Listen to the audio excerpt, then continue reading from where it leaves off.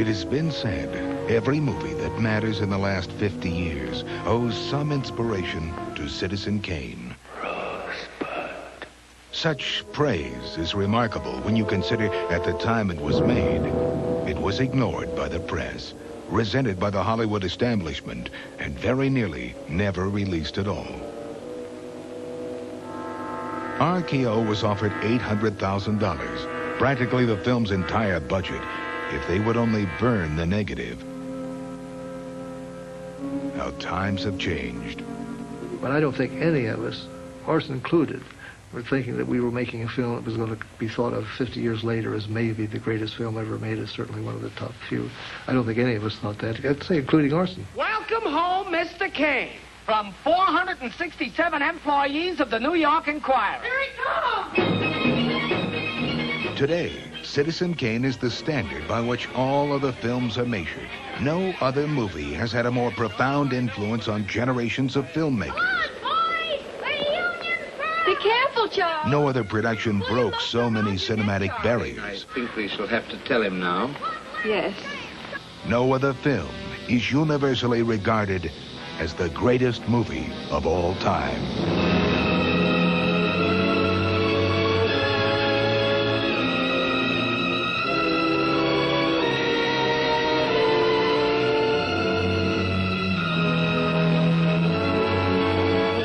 Reflections on Citizen Kane, a 50th anniversary special.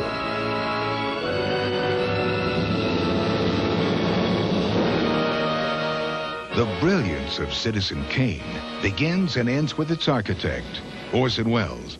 A one-time child prodigy, Welles had already made an indelible mark on stage and radio.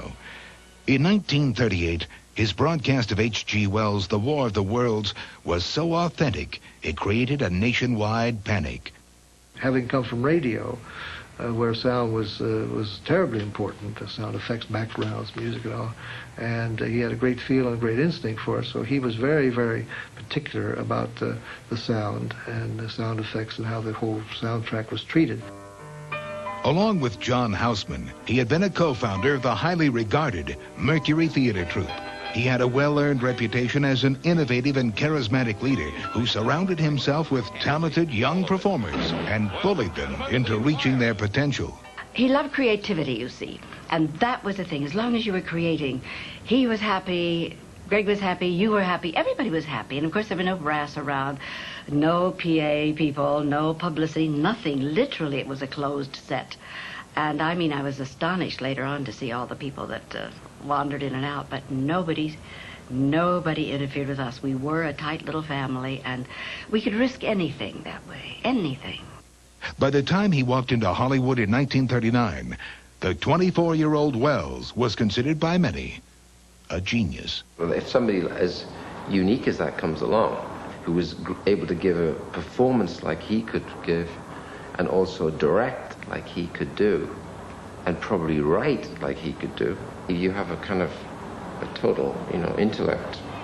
That's a very unique individual. Good evening, Mr. Kane. There is a man. He signed a contract with RKO head George Schaefer for 2 films. At a time when the studios virtually controlled people's lives, the agreement was astounding. It gave Welles almost total creative freedom over every aspect of production. He could produce, write, direct, or star in any of his films. It was a contract all of Hollywood envied, made all the more remarkable by the fact he was only 24 years old and making his first feature film. Welles was a genius. And I heard once a definition of talent, that talent is doing easily what other people find difficult. And genius is doing easily what talent finds difficult. And he did it in that movie. After briefly considering a spy thriller, Welles settled on an enigmatic newspaper publisher as a subject for Citizen Kane. The choice of William Randolph Hearst as the subject matter was a very difficult choice for Orson Welles in the 1940s. There was less of the icon smashing. That's why he went into politics. It seems we weren't enough. He wanted all the voters to love him, too. He had an idea to tell the story of the man's life through the eyes of those who knew him. True to form, he began casting about for the kind of people who could carry out his vision. When he went to work on the film, he told the people working around him, Greg Tolan and a number of the others, I keep mentioning Tolan's name, but there's so many other great people who work with him, to do things they were told they could never do. He worked with only the best. He started on the screenplay with Herman Mankiewicz, one of the great screenwriters in Hollywood history, a multi-Academy Award winner. Mankiewicz had been a frequent house guest of William Randolph Hearst, the newspaper tycoon upon whose life Citizen Kane would be loosely based. So to look at Citizen Kane, it was a real interesting statement about the power of the press, the power of the media, you know, how one man could mold, you know, you want a war, we'll start it for you, you know, that kind of attitude, that Hearst really had that kind of power. Having broken his leg in New Mexico, Mankiewicz wrote the entire first draft while lying on his back. Running roughly 250 pages, it was called simply American. And there's some dispute as to who did what on the screenplay. I know a lot of Mankiewicz's supporters say it was really almost entirely written by Mankiewicz. I don't know. But the screenplay that Herman Mankiewicz and Orson Welles jointly wrote still stands as one of the great achievements in film writing. Pretty old. How old? 22 in August. That's a ripe old age. What do you do? Well, Welles supervised numerous rewrites of the original script and wrote several key scenes himself. In many places, he replaced paragraphs of dialogue with one line or a simple look. Well, Mother always thought, she always talked about grand opera for me, imagine. But my voice isn't that kind. It's just, well, you know what mothers are like. Yes. Up until that time, Hollywood movies had always followed a straight narrative story. In Citizen Kane, Welles did something radical. He started at the end. The most obvious convention that Welles broke in that film was the straight conventional narrative story. And I think that really is wonderful, because they begin at the end, they go back to the beginning, somehow in the middle, you know, and then go back to the beginning again and wind up at the end somehow. And it's really quite extraordinary. In order to take you through all those time shifts, he had to employ a great deal of film techniques that in many cases were rarely used at the time. For the cast, Orson Welles turned to the members of his Mercury Theater troupe. Many of them had never before appeared on film. They included Joseph Cotten in the role of Kane's best friend, Jed Leland, Agnes Moorehead as his childhood mother, Ray Collins as his political rival Jim Geddes, Erskine Sanford, the bewildered newspaper editor, and Paul Stewart as Raymond, the cynical butler. Dorothy Comingore, a veteran of Three Stooges movies, played Kane's modestly talented second wife. For the part of Emily Norton, his first wife, Welles auditioned a little-known stage and radio actress. I was coming down in costume to do the test, and I guess I should have been surprised that the leading man was actually there to test with me. I didn't know that that was an unusual sort of thing. But Orson always did the indigenous thing, not the thing that is usually done. Just prior to the screen test, Welles broke out in a cold sweat. It wasn't until later that she realized she was not the only actor making her first appearance before the cameras. Among the neophytes was Welles himself. There's a call I want you to make with me, Charles. Much of his apprehension may have come from the studio heads, who were constantly looking over his shoulder. Knowing full well the powerful enemies his movie would make, Welles closely guarded his production. When RKO executives arrived on set, he distracted them with magic tricks. Once he even started an impromptu softball game. Welles shot certain scenes in advance, telling the studio they were merely screen tests. Among the tests, incidentally, were the opening scene in the projection room with the March of Time people. That was one supposed test. And then when you go through the skylight to Susan in the club and being interviewed by the reporter, that was another one made as a quote test. Well, after about 3 or 4 of these, they decided that they might as well give him the green light, go ahead and make his film. Contrary to popular belief, the cinematic techniques utilized in Citizen Kane were not entirely new.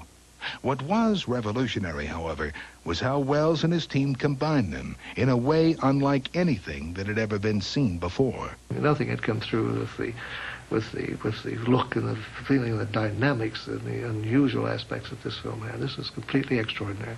The low angles, the high contrast, shadowy lighting, But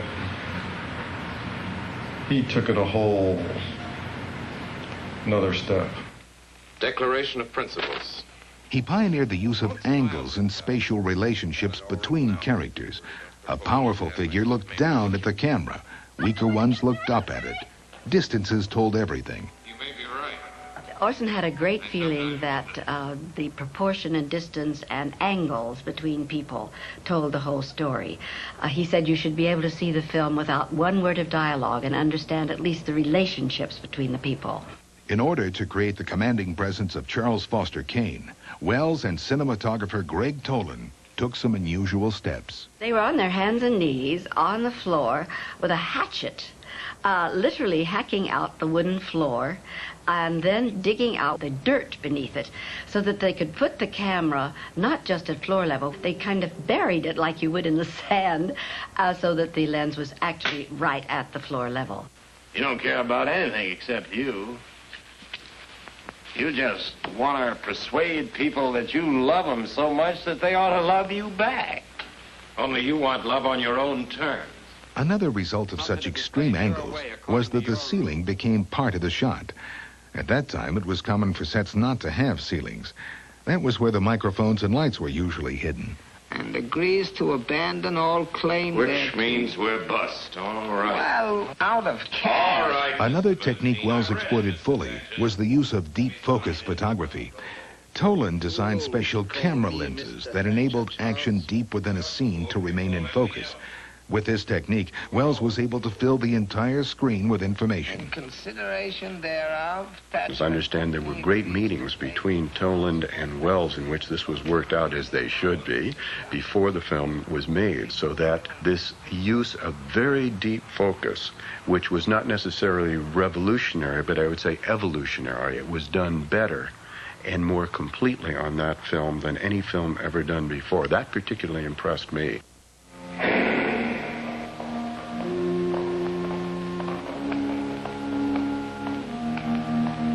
Wells used lighting techniques that were more appropriate for the theater than for film.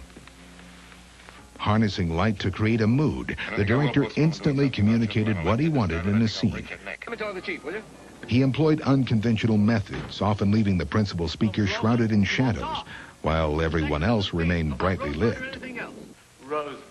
He used smoke quite extensively, and you had these great shafts of the sort of high contrast lighting and this kind of Notre Dame shafts of light coming out of the projection rooms. A new film developed by Kodak enabled Wells to shoot in less light and with greater contrast. However, the technology had not advanced sufficiently to allow them to shoot in low light levels, such as night scenes. Instead, Wells used painted mats to create a background in many of his shots. First of all, you couldn't shoot at night with the moonlight and all that kind of thing with the emulsions that were available at the time. So he knew what he wanted to see as an image and used the effects in that way.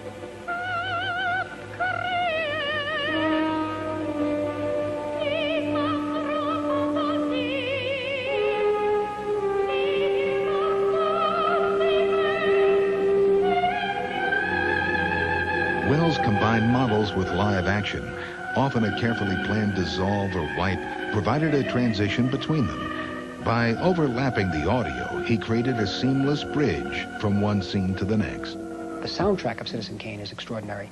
The overlapping dialogue and the use of distancing in voices and the way people speak to each other is very much like applying radio technique to film. He's still Uncle John. He's still a well-meaning fathead who's letting a pack of high-pressure crooks run his administration. This whole oil scandal. He happens to be the president, Charles, not you. That's a mistake that will be corrected one of these days. You, Mr. Bernstein, sent Junior the most incredible atrocity yesterday, Charles. I simply In the can't breakfast have scene, we observe the chilling relationship between Kane and his wife. It is a mastery of film editing technique. Overlapping dialogue and a visual transition device create the passage of a 10-year period in their lives. And though the scene lasts barely 2 minutes, it plays beautifully. That scene with Wells is pure Wells. The overlapping is so well done. It's never done at the expense of the story. It never becomes a gimmick. It propels the scenes forward. It gives them such terrific pace. It just doesn't get any better than that. News on the march! Even more complex was the newsreel sequence near the beginning of the film. To be able to shoot something in the way, let's say the March of Time sequence is shot, where he's part of a foundation of a building. They're laying the foundation stone, and he's in a high-top hat and long coat, and they're putting some mortar on the stone, and then some falls on his coat, and there's a jump cut, as if the film breaks, and they put it back together, the way newsreels were at the time. And it was so simple and so obvious to go ahead and use that technique. In order to give the piece its authentic look, film editor Robert Wise ran the film through cheesecloth filled with sand. Making the film that Orson shot to simulate newsreels of the time, making it look like it was part of that whole fabric of the real newsreel. We had to take our film and degrade it. Running through cheesecloth on a rewind with sand and everything, scratch it up. Other people would come in our department and say, "What in the world are you guys doing?" Many other contributions to the production of Citizen Kane were exceptional as well. The transformation over 50 years in the life of Charles Foster Kane was a milestone in cinematography makeup. Maurice Sideman used many of his own concoctions to make complex physical transitions. A total of 72 different face pieces, 16 chins alone, were used to age the actor. Wells spent up to 4 hours a day in makeup, sometimes beginning as early as 3 a.m. Mr. Carter, I'm going to live right here in your office as long as I have to, and Carter. Live here? That's right, Mr. Carter. The movie combines its drama with moments of unbridled humor. Much of it provided by Carter, the befuddled newspaper editor. Mr. Carter, that's one of the things that's going to have to be changed around here. In this scene, actor Erskine Sanford sustained a nervous breakdown from doing so many retakes. Excuse me? Miss Kane, it's impossible. Bernard Herrmann not only composed an Oscar-nominated film score, he had to write music for the movie's grand opera scenes as well. In order to make Susan Alexander's voice sound sufficiently weak, he had to force the soprano who dubbed in her voice to sing above her range.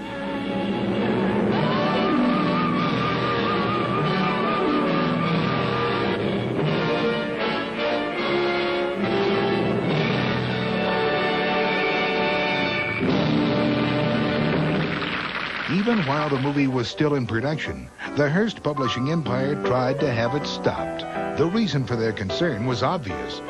The film painted an unflattering picture of a media baron whose similarities to William Randolph Hearst were hard to miss. My thought is it is very much about Hearst, very much. It has to be with Xanadu, San Simeon, the newspaper, the wife, the mistress. It's Hearst. Xanadu, Kane's fictional estate, reminded people of the Hearst family mansion, San Simeon. Like Kane, Hearst himself had a well-publicized affair with a mistress whose career he shamelessly promoted. What's more, both women shared the same fascination with jigsaw puzzles. For both Wells and RKO Pictures, the thinly disguised affinity to the powerful Hearst was a tremendous risk. RKO at the time was on the financial brink. Fearing an anti-Hollywood backlash, MGM's Louis B. Mayer offered to reimburse the film's entire budget if they would only destroy it. However, the resourceful Wells had already previewed the film to so many influential opinion makers, it was impossible to hold back. Still, there was a price. The very mention of Citizen Kane or any other RKO picture was banned from every one of Hearst's publications. His newspaper critic, Luella Parsons, made it a personal crusade to prevent the release of the film. And the movie was pulled from its premiere at Radio City Music Hall because of John D. Rockefeller's friendship with Hearst. Reaction from Hollywood was not any better. Resentful of Wells' notoriety, the picture was booed at the Academy Awards ceremony. Nominated for 9 Oscars, it won only 1 for Best Screenplay, a credit Wells shared with Mankiewicz. Now in complete control! Orson Welles went on to lead a controversial career. Made no campaign promises. After Citizen Kane, his contract was rewritten. Though he later directed other respected films like The Magnificent Ambersons and Journey into Fear, and performed a highly regarded role in The Third Man, he had lost his freedom to be a maverick. Still, his legacy survives. Wells was a beacon in a way, and was someone you could keep looking towards, and someone whose work constantly surprised you and enriched you. His excesses came from an excess of passionate longing to do the work that he loved to do. I think, without question, Orson is as close to a genius as anybody I've come across in the business. He was fascinating, stimulating, aggravating. To play the lead of a film and give a completely realized performance, and at the same time direct the entire ensemble, which is what Wells did. On that point alone, the film stands as one of the greatest of all time. Wells' films were always a cut somehow or other above most others. From an excess of passionate longing to do the work that he loved to do. I think, without question, Orson is as close to a genius as anybody I've come across in the business. He was fascinating, stimulating, aggravating. To play the lead of a film and give a completely realized performance, and at the same time direct the entire ensemble, which is what Wells did. On that point alone, the film stands as one of the greatest of all time. Wells' films were always a cut somehow or other above most others. It was always big, but somehow it was through the eye of a microscope. It was so detailed, which I loved. It's mind-boggling that he wrote, produced, acted, and directed it at 26 years old. His use of the camera is breathtaking. Regarded by many as the greatest film of all time, Citizen Kane remains the crowning achievement in a brilliant career. It influenced a generation of filmmakers. It changed an art form forever. Charles Foster Kane would have been proud.